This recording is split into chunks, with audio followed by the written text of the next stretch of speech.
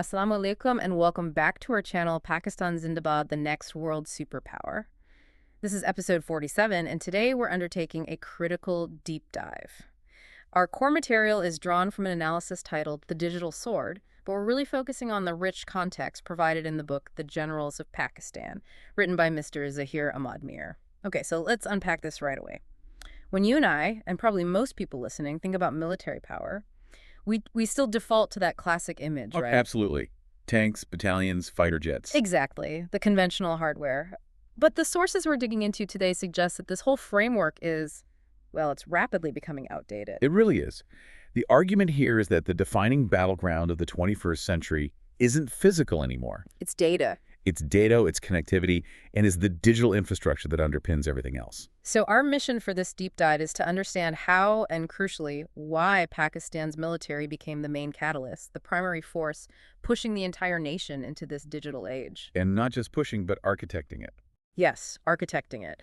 We need to look at the huge implications this has for national security, for economic stability, and for governance when that core strategy is, developed and executed under a single centralized military doctrine. This is such a crucial topic because what we're really examining is a unique and incredibly accelerated model of state transformation. It's not a slow, organic evolution. Not at all. We're looking at a complete paradigm shift. A world where digital infrastructure has moved way beyond just being a convenience or, a civilian economic engine. It's now seen as, national defense infrastructure. Fundamentally, it's viewed with the same gravity as a border fence or an air defense system. So we need to analyze not just the specific systems, the what. Like the identity cards and the databases. Precisely. But we also have to dig into the strategic why. Why this dramatic centralized shift, especially in a country facing such pervasive internal and external pressures. That's where technology meets sovereignty. That's the perfect way to put it. It's that intersection. And it's a place where the timeline for getting things done isn't set by bureaucracy. It's dictated by what they perceive as an existential threat. Okay, let's start there then. With that foundational argument, which, when you read it, is actually really compelling and historical. It is. The source material points out that major technological leaps, almost without exception, they begin with military imperatives. You can trace it back for centuries. We talk about radar in World War II, GPS, and of course the big one, the foundational work that led to the internet. ARPANET, a defense project. Exactly. So the question is, why did this historic pattern hold so true for Pakistan's digital transformation? Why was the military the necessary driver instead of, say, the civilian sector, or just letting market forces dictate the pace? I think what's so fascinating here is the sheer sense of necessity. It's about urgency. For a lot of developed nations with stable economies, robust civilian institutions, digital evolution can be slow. It can be organic. Driven by companies wanting to make a profit. Yeah. Exactly. It's driven by market forces.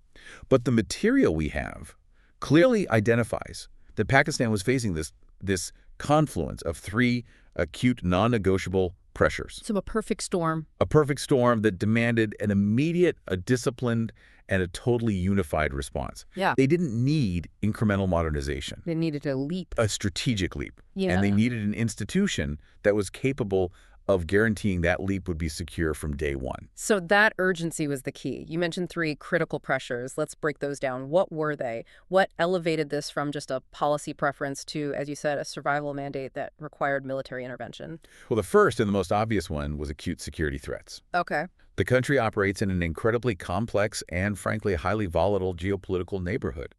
The state faces constant and evolving security challenges. And not just on the borders. Not at all. It runs the gamut from, border instability and conventional deterrence needs, Right. all the way to complex, decentralized counterinsurgency and asymmetric warfare. The kind of threats that are hard to pin down. Impossible to pin down with old methods. Yeah. So to address these, you needed real-time intelligence fusion. You needed data-driven command structures that conventional paper-based or fragmented civilian systems just could not support. It was a non-starter. So digital transformation wasn't a luxury. It became a requirement for basic, tactical, and strategic survival in the modern era. Full stop. Okay, so that's the first pressure. What's the second? The second was pervasive economic fragility. A threat from within. A huge one. The source really highlights this. Persistent fiscal instability. A very narrow tax base, Well, incredibly high leakage rates in revenue collection, money just disappearing from the system. evaporating, Yeah. and a heavy, heavy reliance on an opaque cash economy.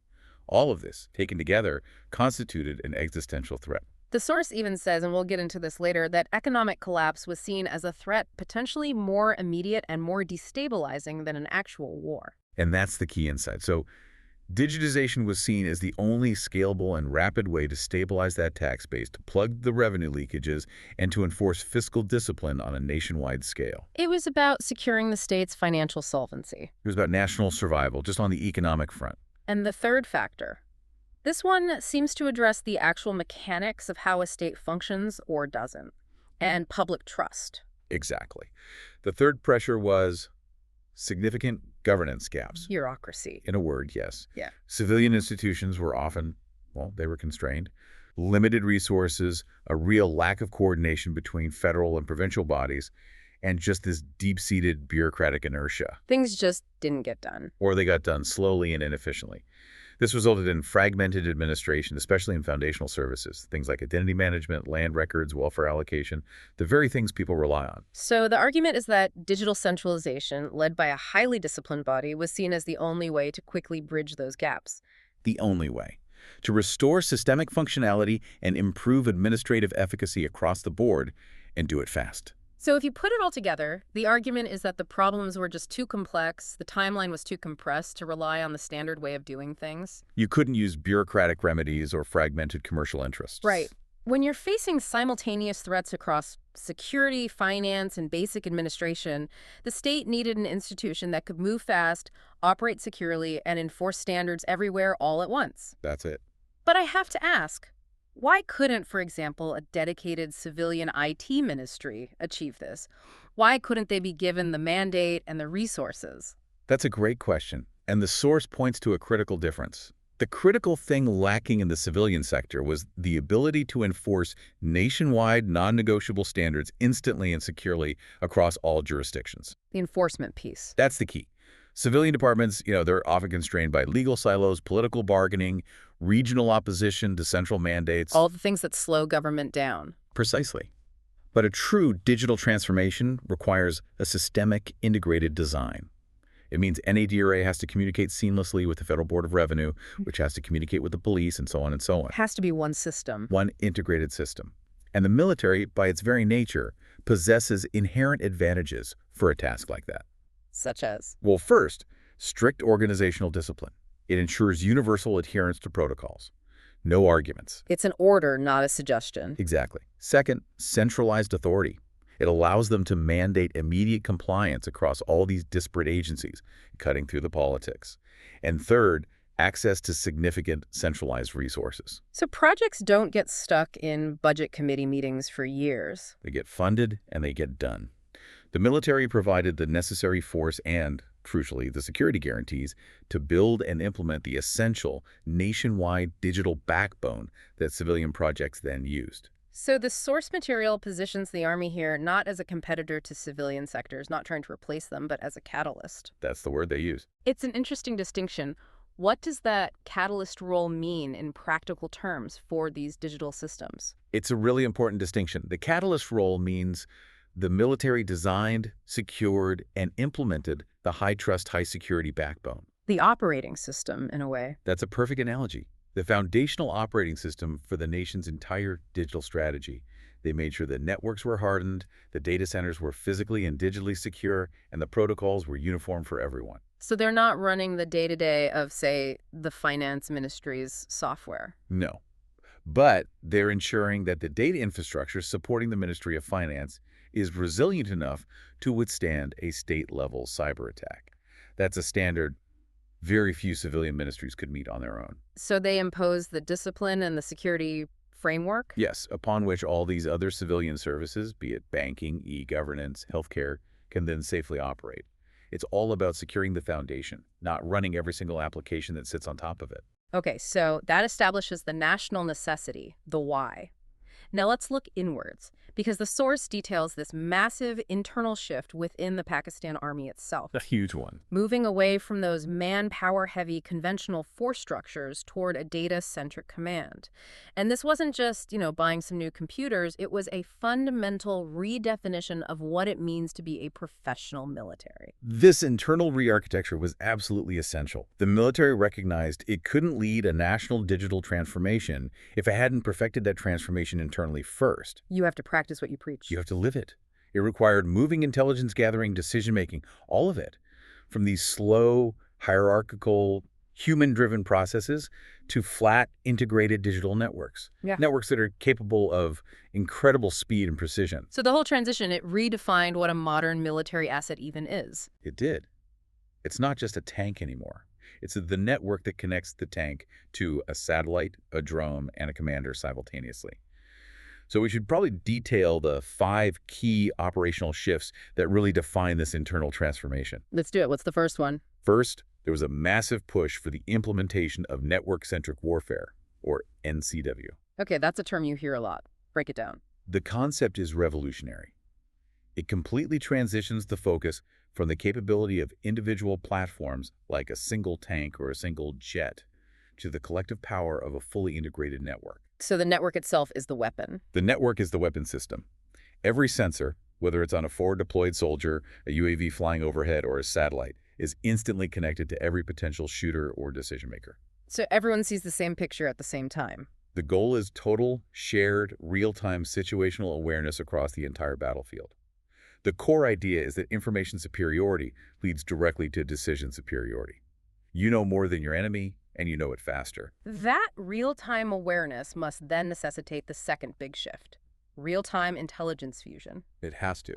Because it's one thing to say, let's collect all the data, but aggregating it, cleaning it, verifying it, and making these massive volumes of data instantly usable, that sounds immensely complex, especially in a fluid, chaotic operational environment. It is incredibly complex. Fusion requires powerful and often AI-driven algorithmic analysis that's running constantly. Its job is to merge diverse, sometimes contradictory data streams. What kind of streams are we talking about? Everything. You're getting inputs from human intelligence sources on the ground, signals intercepts, open source data from social media, sensor readings from drones. All of it is pouring in at once. And the algorithm has to make sense of it. Instantly.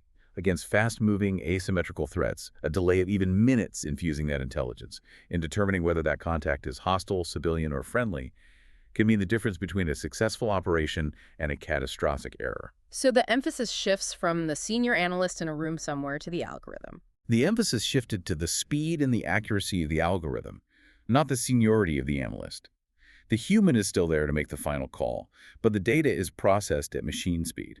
Which brings us to the third major shift. This one impacts the very backbone of military sustenance, adopting digital logistics. Right. And logistics is often the most resource-intensive and, frankly, the most vulnerable part of any large-scale military operation. The old saying, amateurs talk strategy, professionals talk logistics. That's the one. And digital logistics completely transforms supply chain management. It goes from a reactive, paper-based requisition system. I need more fuel. Fill out this form. Exactly. To a predictive, data-driven operation. By using things like IoT sensors on vehicles, GPS tracking, and advanced predictive analytics, the system can model supply consumption rates. Based on what's happening right now. Based on real-time factors like conflict intensity, the weather, terrain difficulty. This allows for automated predictive resupply.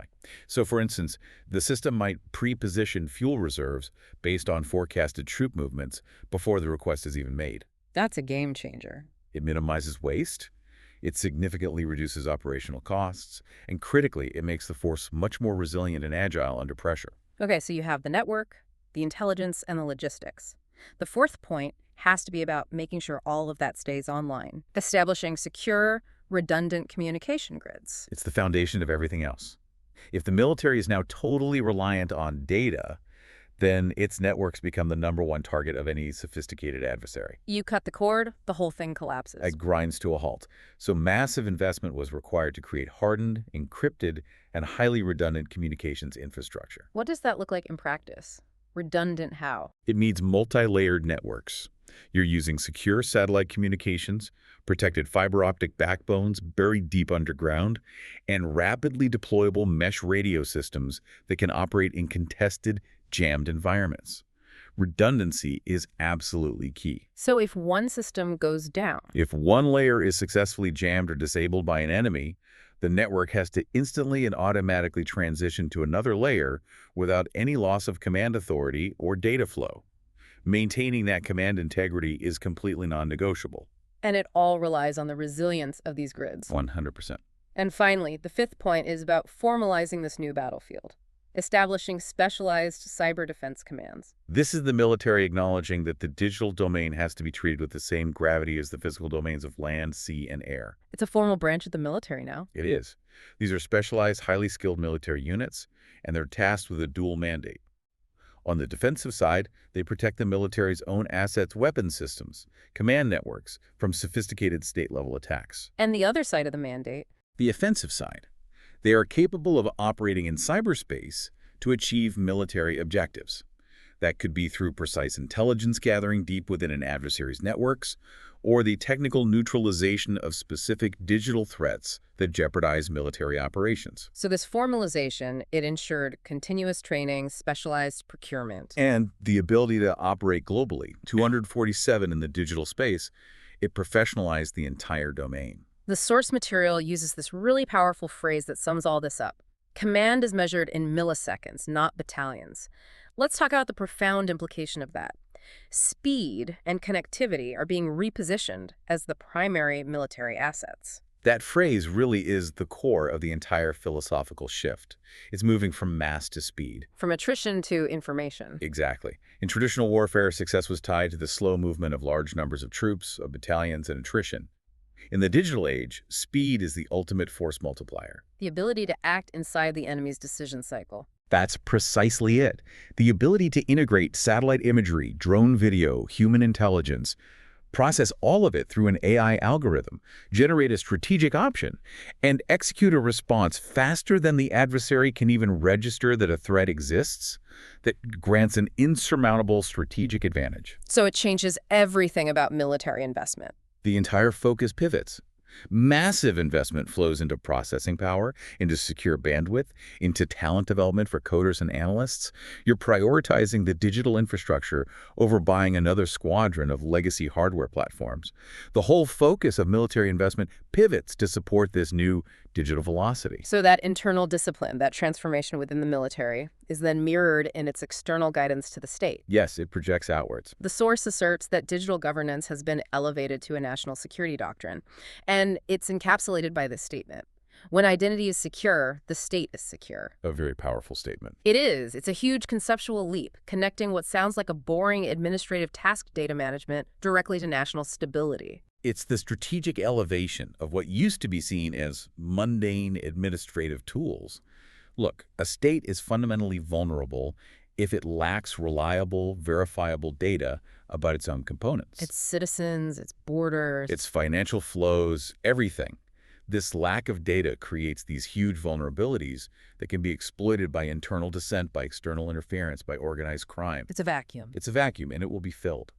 So the military's intervention is designed to ensure the integrity and the resilience of these foundational data systems.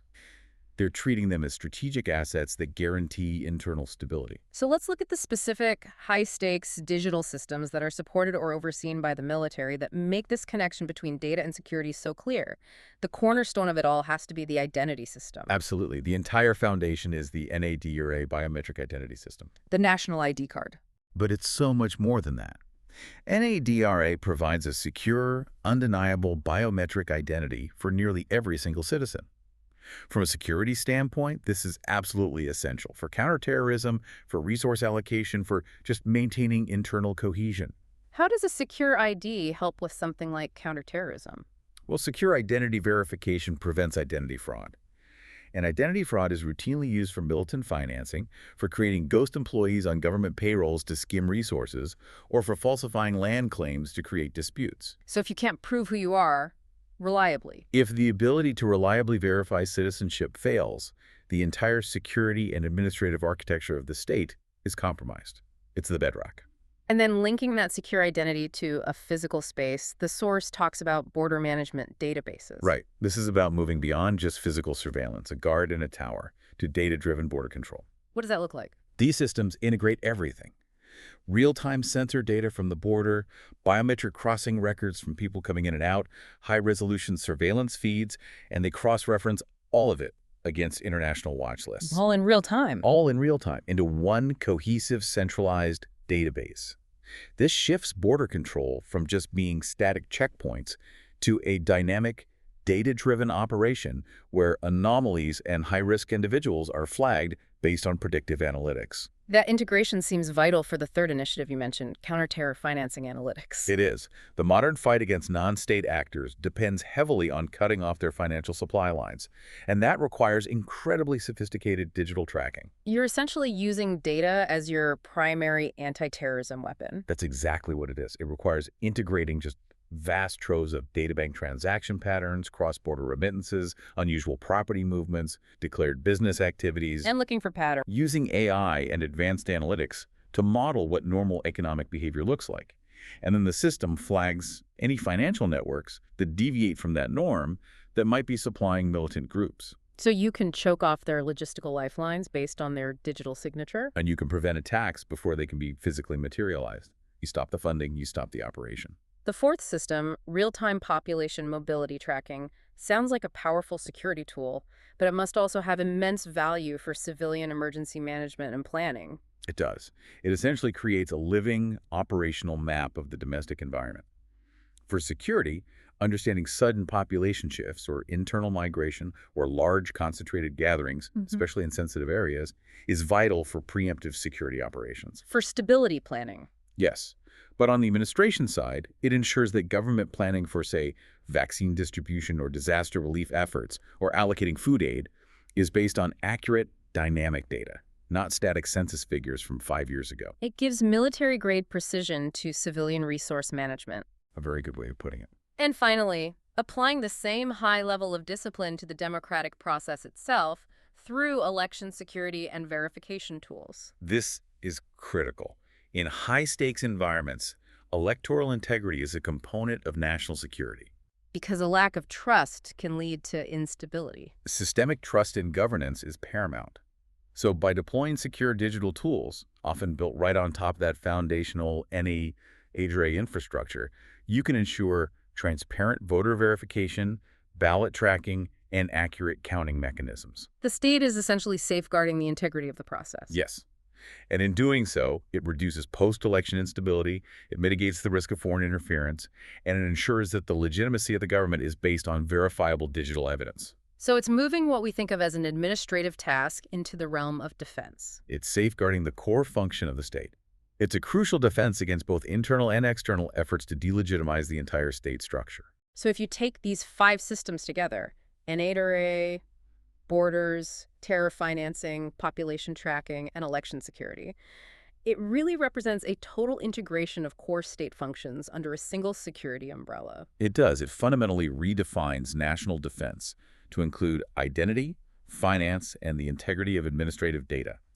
It's a complete reconceptualization of how a modern, complex state defends itself from the inside out. Let's move to the economic battleground, because the mandate for the military's involvement here flows directly from that perception we touched on earlier. That economic collapse is a greater threat than conventional war. Right. And that perception shifts the focus from just protecting physical assets, like a port, to guaranteeing the integrity of the entire financial system. That strategic perspective is absolutely critical. Historical instability in the country has demonstrated time and again that financial crises can trigger internal chaos and undermine national resilience far more effectively than an external military threat could. Which leads to that doctrine you mentioned. Yes. Data protects revenue. Revenue protects sovereignty. Financial stability is now viewed as an immediate high-priority defense objective. It requires the same discipline, the same security, the same strategic oversight as securing a physical border. This reframing then mandates some very specific high-stakes interventions. So let's detail the digital economic initiatives that were implemented under this strategic mandate. Where do you even begin to tackle a problem as pervasive as financial opacity? You begin by aggressively developing cashless payment infrastructure. Getting rid of physical cash? Strategically, yes.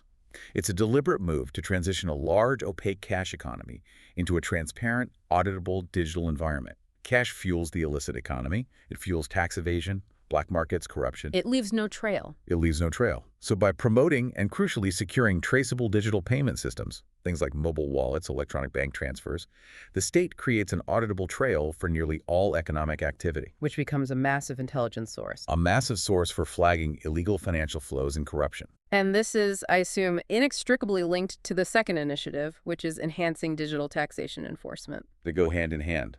When your transactions are all digitized and identities are all verified through NADR, tax collection moves from this inefficient, often corrupt manual process to an automated, data-driven one. The system does the work. The system does the heavy lifting. Sophisticated analytics can flag discrepancies between a person's declared income and their digital spending patterns.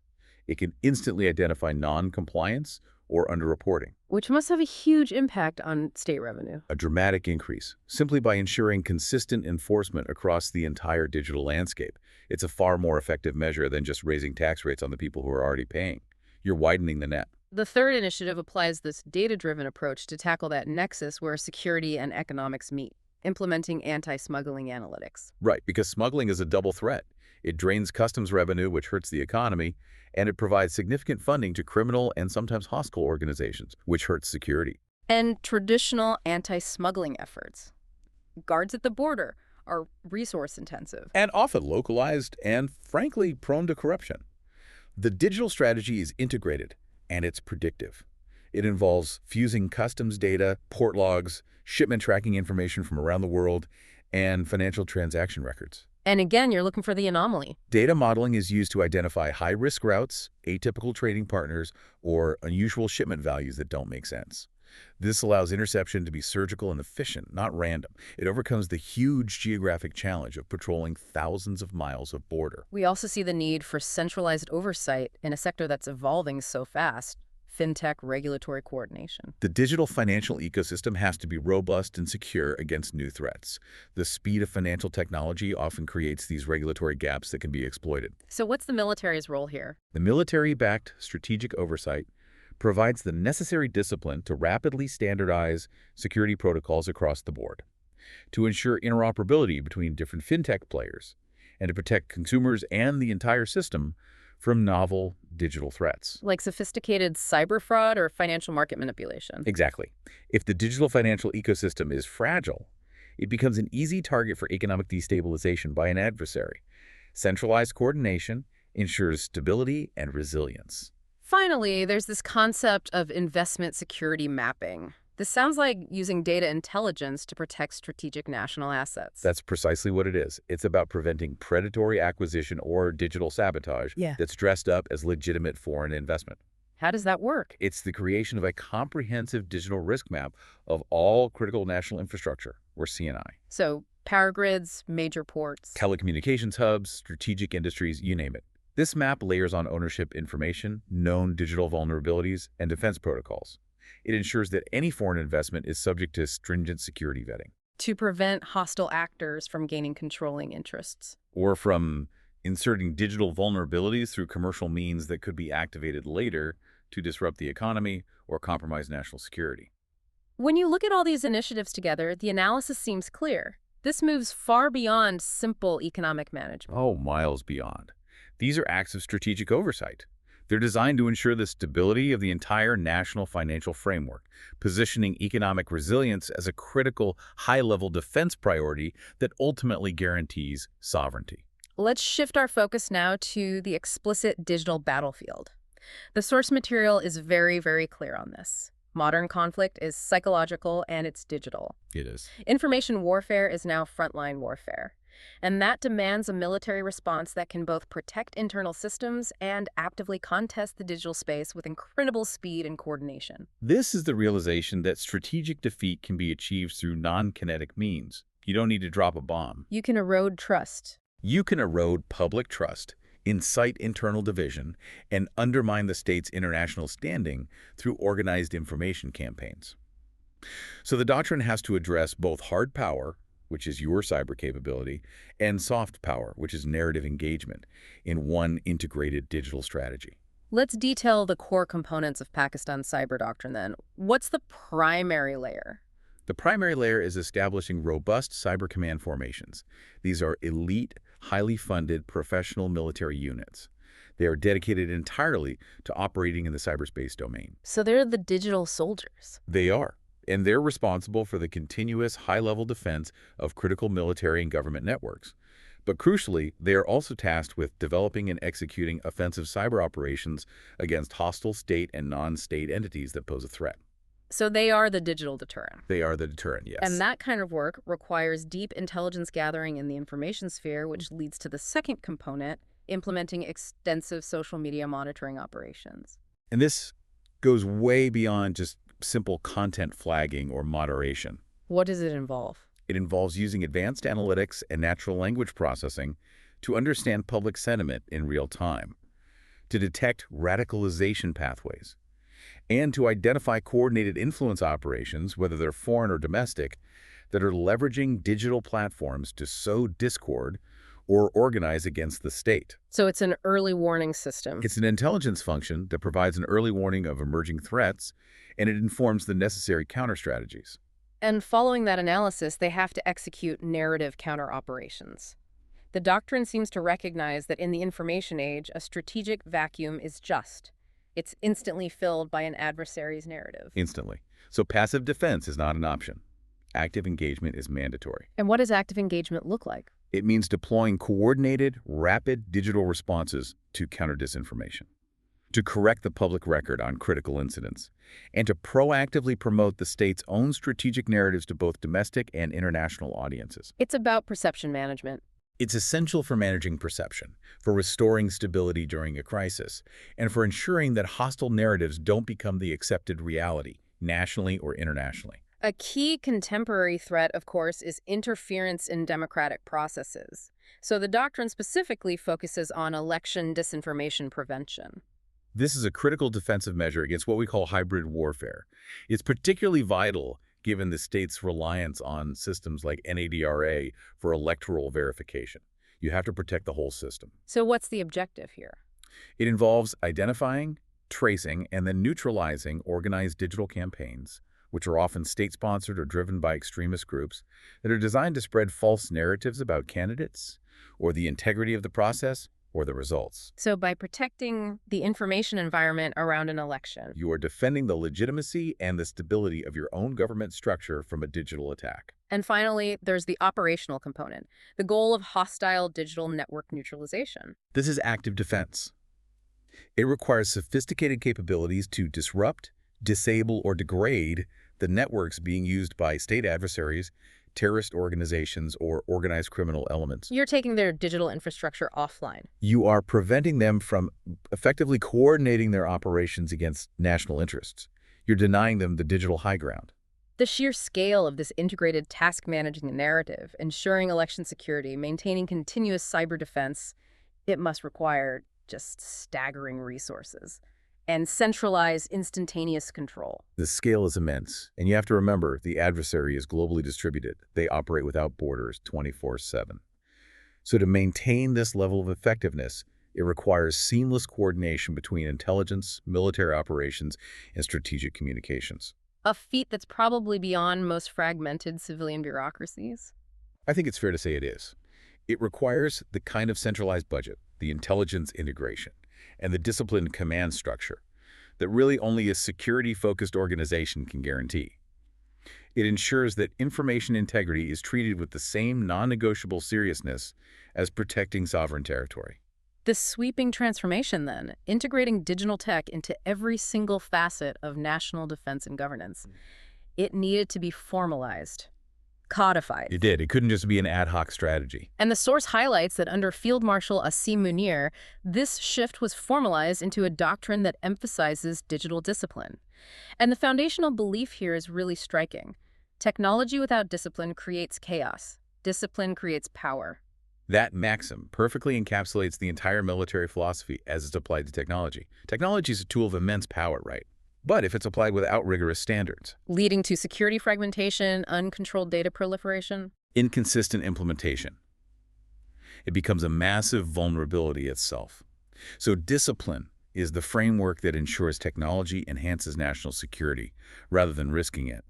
And this model provides the long-term institutional roadmap for managing that transformation. So what are the key elements of this model? The first element is rigorously reinforcing institutional discipline around data usage. This mandates universal, non-negotiable security protocols across every single government and military entity. No exceptions. No exceptions. It prevents unauthorized hardware or software use. It ensures standardized encryption and storage protocols, and it minimizes the weak points in the national digital architecture that could be exploited by internal actors or external adversaries. It builds resilience from the bottom up. Exactly. Secondly, securing what's called secure data sovereignty. This means maintaining physical and legal control over all critical national data. This is a critical defense against external pressure or surveillance. Data sovereignty ensures that strategic national information, no-dry records, financial intelligence, defense plans, all of it remains housed within the nation's physical and legal jurisdiction. So you're not hosting it on cloud servers owned by a foreign company. Precisely. It protects national interests from foreign legal requests, from external surveillance, or the risk that's just inherent in relying on services governed by the laws of potentially hostile states. It's a necessary assertion of digital self-reliance. The model also mandates the comprehensive integration of AI-supported decision systems for command and control. And this goes beyond just basic intelligence fusion. It involves using deep learning and AI to automate lower-level operational decisions. And, at the strategic level, to rapidly model complex conflict scenarios, predict enemy movements, and present commanders with optimized high-speed strategic options. It's about maintaining that milliseconds, not battalions advantage. That's the core of it, ensuring that advantage is maintained and even widened. And for security and transparency and high-trust systems, the source says they're moving toward utilizing blockchain-verified records. It's an interesting application. It suggests leveraging distributed ledger technology for sensitive data to ensure it's tamper-proof. So things like land records. Absolutely. Distributed ledger technologies are ideal for systems where data integrity must be absolute. National land records, high-value government contracts, or identity management. By making these records immutable and verifiable across a secure, controlled network, the potential for fraud, for corruption, or for data tampering is drastically minimized. Which reinforces stability and long-term public trust in these state systems. Yes. Finally, the long-term goal of achieving civilian-military digital alignment. This sounds like taking the military's expertise and protocols and formally embedding them into the broader government framework. This is the critical strategic element for sustained success. It ensures the national digital strategy is unified, not fragmented. Civilian agencies benefit from the world-class security protocols, the investment standards, and the implementation discipline that was established by the military. You're creating a unified national digital front. You are. And this prevents the fragmentation and the vulnerability that typically plague large-scale government IT projects. It ensures consistency and adherence to security imperatives across all governmental bodies. So this formalized model, it really suggests a long-term strategy.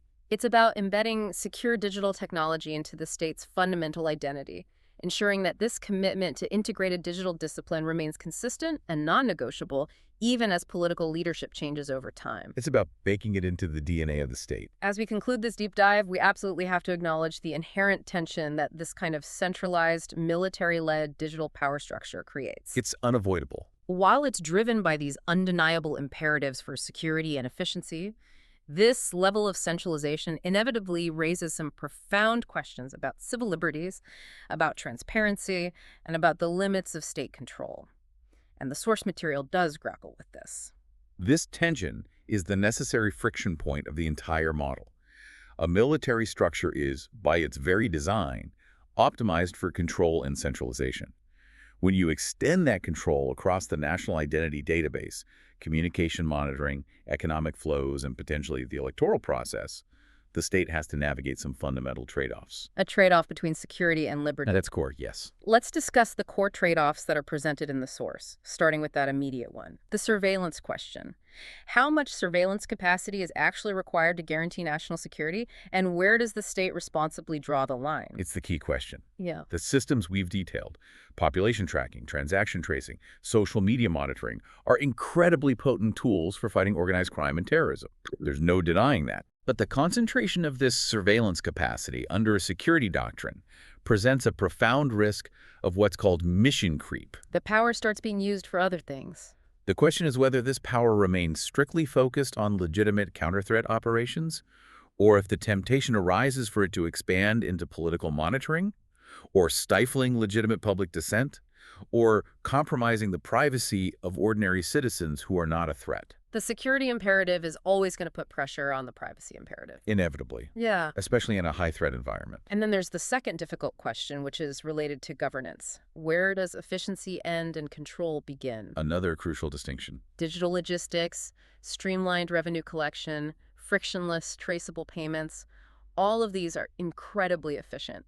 They boost state revenue and administrative capacity dramatically. They absolutely do.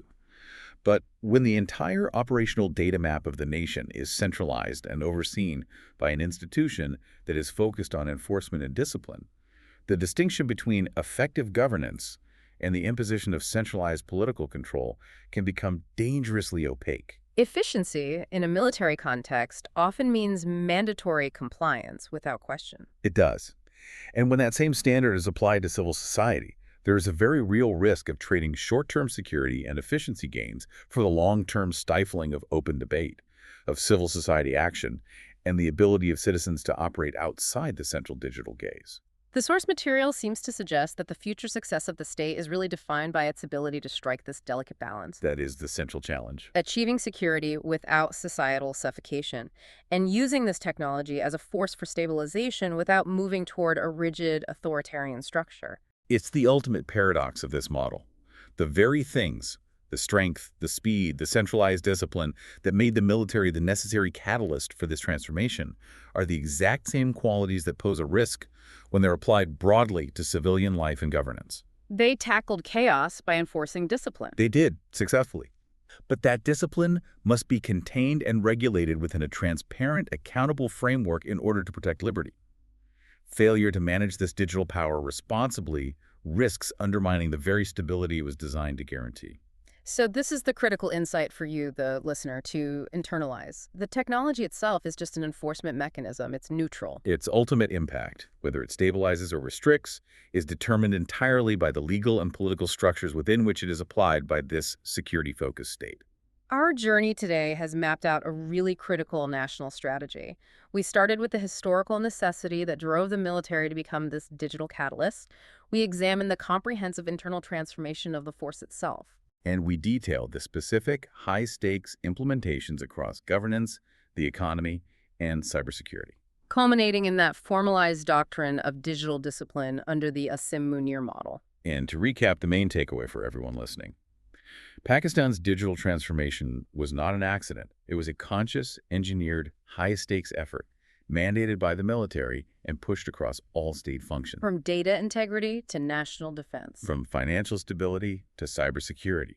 They asserted themselves as the only entity capable of imposing the centralized discipline that was required for national survival and resilience in a volatile digital age. This strategy fundamentally redefined national power, making data, discipline, and connectivity the nation's highest strategic assets. But it does leave us with a final provocative thought for you, the listener, building on that idea of necessity we discussed at the start. If technological control and integrated discipline are the new defining characteristics of a secure and resilient state, how will nations that did not have a centralized, military-led digital transformation manage to secure their own data sovereignty and resist the kind of chaos the source warns against, especially when they start facing similar, mounting security and economic pressures? The crucial question of mobilization, isn't it?